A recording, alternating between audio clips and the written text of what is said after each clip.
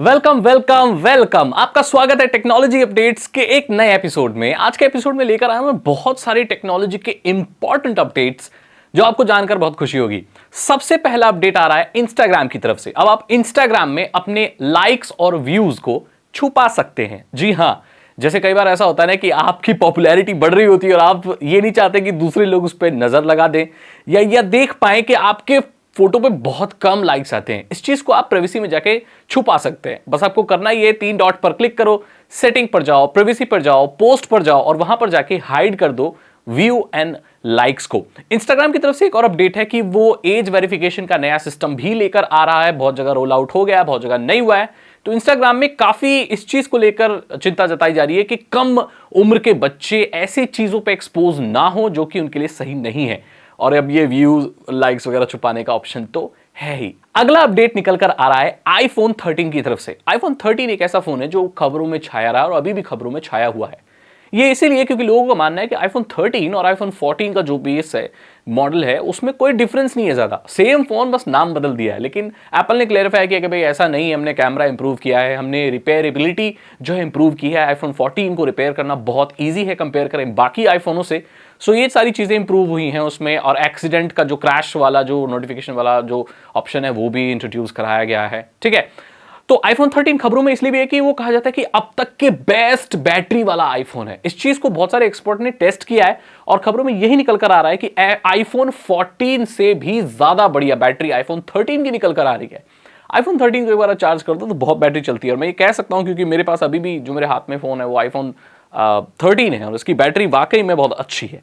सो ये एक लेटेस्ट खबर है कि आईफोन का जो बुरी इमेज थी बैटरी वाली, वो अब खत्म हो चुकी है, ऑफिशियली डेड हो चुकी है। आईफोन की बैटरी अब बहुत अच्छी चलती है। इसको आप और ज्यादा इंप्रूव कर सकते हो अगर आपकी चार्जिंग हैबिट्स अच्छी हैं। अगर आप उसको फोन को 20 और 80 के बीच में चार्ज करते हैं तो आप अपनी बैटरी लाइफ को और ज्यादा बढ़ा सकते हैं। ओरिजिनल चार्जर 20 वाट का इस्तेमाल करते हैं तो उससे भी बहुत फर्क पड़ता है। अगली खबर निकल कर आ रही है रियलमी की तरफ से। रियलमी ने अपना केयर प्लान लॉन्च किया है जो कि 498 समथिंग से शुरू होता है, जिसमें आपको 1 साल की एक्सटेंडेड वारंटी मिलती है अपनी डिवाइसेस में और 1 साल तक का आपका लिक्विड डैमेज प्रोटेक्शन मिलता है। सो दैट मीन ये एक तरह का इंश्योरेंस जैसा है कि अगर आप इस प्लान को ले लेते हैं तो आपकी वारंटी 1 साल बढ़ जाती है। और अगर आपका फोन पानी वानी से खराब होने का आपको झंझट रहता है, आप ऐसी जगह पर काम करते हो जहां पर पानी बहुत ज्यादा है, या आपको लगता है कि आप बाथरूम में ले जाते हो फोन और पानी में गिर सकता है, तो आप इस प्लान को ले सकते हैं। इससे होगा ये कि जिन लोगों ने ये प्लान लिया होगा और अगर उनका फोन कोई डैमेज हो जाता है, स्क्रीन प्रोटेक्शन का भी देखने को मिला है। जैसे ये फोन अगर गिर गया तो इसकी स्क्रीन टूट जाएगी। भाई बहुत महंगा पड़ता है, बहुत भारी खर्चा होता है। रियलमी का अगर अच्छा फोन है आपका तो फिर आप करा लो इंश्योरेंस और आराम से जाओ उन पे, वो फ्री ऑफ कॉस्ट आपको जो इसकी स्क्रीन वगैरह बदल के दे देंगे, तो आपका ज्यादा नुकसान नहीं होगा। ऐसे इंश्योरेंस थर्ड पार्टी भी होते हैं बट वो इतने ट्रस्टेड होते नहीं है। रियलमी कंपनी लेकर आ रही है अपने डिवाइसेस के लिए, सो ये तो ट्रस्टेड है भाई, क्योंकि उनका खुद का डिवाइस ही है तो अच्छे से उनको सारे पार्ट्स वगैरह भी उनके मिल ही जाएंगे और फ्री में करेंगे। सर्विस सेंटर वाले तो वैसे भी लूटते ही हैं। सर्विस सेंटर से मुझे याद आया है कि पोको ने भी अपनी ऑफलाइन प्रेजेंस को बढ़ा दिया है। पोको के सर्विस सेंटर देखने को मिले हैं ऑफलाइन दुनिया में। वहां जाके आप अपने जो भी सर्विस वगैरह कराना चाहते हो, जो सर्विस लेना चाहते हो, वो अब आप ले सकते हो। सारी सिटीज में तो नहीं खुला है लेकिन बड़ी बड़ी सिटीज में पोको के ये खुल रहे हैं और आने वाले वक्त में आपकी सिटी में भी शायद आ। अगली अपडेट निकल कर आ रही है बीजीएमआई से और इसके बारे में तो मैं थोड़ा सा आराम से बात करना चाहूंगा। दोस्तों, अभी बहुत सारे आप टेक न्यूज में, बहुत सारे न्यूज में, बहुत सारे ई स्पोर्ट्स न्यूज में देख रहे होंगे कि लोग बोल रहे हैं, बहुत बड़े बड़े यूट्यूबर बोल रहे हैं कि बीजीएमआई इज बैक। उन्होंने टाइटल में लिखा हुआ है BGMI is back, no question mark, no exclamation mark, nothing, सिर्फ बीजीएमआई इज बैक। और वो वीडियो में और पोस्ट में और अपनी न्यूज वेबसाइट में ये लिख रहे हैं, बहुत सारे न्यूज वाले भी, बहुत सारे टेक न्यूज वाले भी और बहुत बड़े बड़े लोग, कि भाई दुआ करो कि आ जाए। दुआ करो? ओए आप ज्योतिष हो? ओ ये टेक का चैनल है, दुआ करो क्या होता है भाई? तुम पहले टाइटल में लिखते हो कि बीजीएमआई इज बैक और वीडियो देखते हैं तो बोलते हैं बहुत बड़ी बड़ी सी खबर निकल कर आ रही है कि दिसंबर के एंड में बीजीएमआई आ जाएगा। ओए आपको कहां से पता चला आ जाएगा? कोई सोर्स होता है, कोई तर्क होता है। टेक्नोलॉजी और साइंस में कोई ऐसा प्रूफ होता है, कोई एक्सपेरिमेंटेशन होता है, तब पता चलता है कि कोई चीज आ रही है। आपके ख्यालों में अगर कोई चीज आती है तो उसे टेक न्यूज नहीं कहते। तो कोई सोर्स नहीं बताया गया है। तो अगर आप बहुत ज्यादा खुश हो रहे हो तो मैं आपको यह कहना चाहता हूं कि इसका कोई पुख्ता वो नहीं है। इवन वो खुद भी यही बोल रहे हैं कि कोई पुख्ता पता नहीं है लेकिन साल के अंत तक आ सकता है। आपको पता है कि बीजीएमआई बैन क्यों हुआ था? डेटा प्रोटेक्शन और जो भी प्राइवेसी है, लोगों के डेटा को लेकर जो भी चिंता चल रही थी, उससे हुआ था। हम ये जानते हैं ये चीज हमें पबजी में भी देखने को मिली थी और इसलिए बंद हुआ था।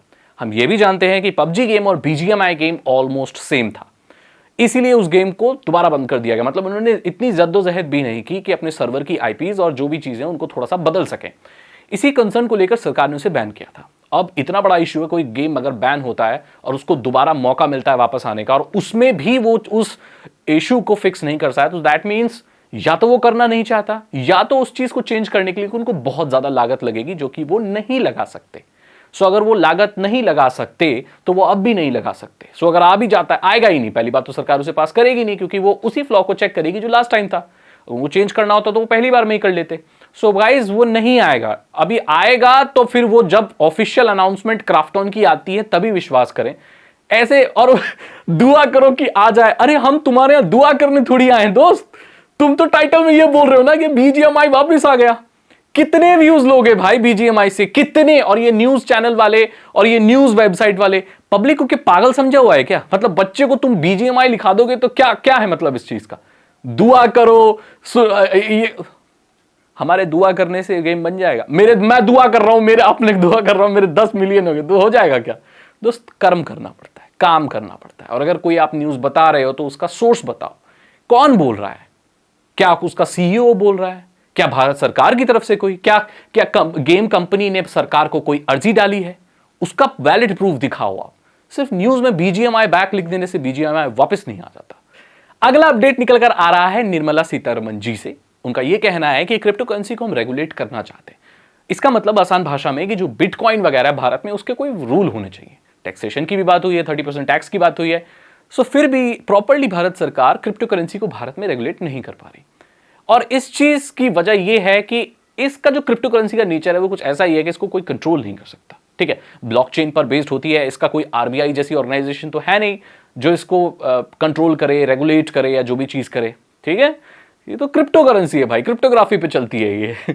ठीक है, तो अब इनका यह कहना है कि G20 में इस चीज को हम शामिल करेंगे कि एक ऐसा कॉमन फ्रेमवर्क बने जो कि क्रिप्टो करेंसी को सारी कंट्रीज में रेगुलेट करे। अब जिन लोगों को नहीं पता G20 क्या है, ये एक ग्रुप है 19 कंट्रीज का, इंक्लूडिंग यूरोपियन यूनियन। और यूरोपियन यूनियन को जोड़ने के बाद ये टोटल 20 बन जाते हैं। 20 लोगों मतलब कंट्री आती हैं।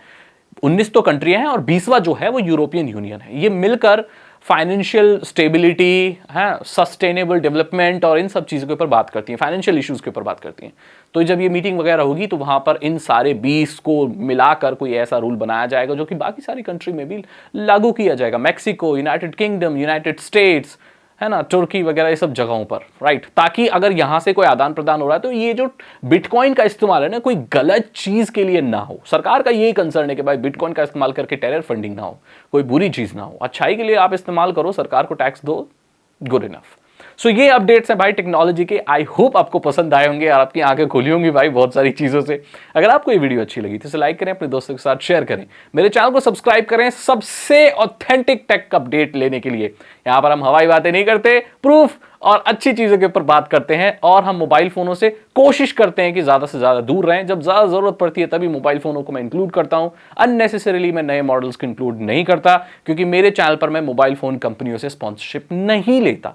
ये चैनल ऑलमोस्ट स्पॉन्सरशिप फ्री है, ऑलमोस्ट। कभी एक आध ले ली साल 2 साल में, नहीं तो ज्यादातर मैं कंपनियों की स्पॉन्सरशिप आप लोगों के लिए छोड़ देता हूं ताकि मेरा चैनल दूसरे चैनल से थोड़ा अलग रहे। लेकिन इसका ये मतलब नहीं है कि मैं कभी स्पॉन्सरशिप नहीं लूंगा। मैं ओपन हूं स्पॉन्सरशिप के लिए दोस्तों।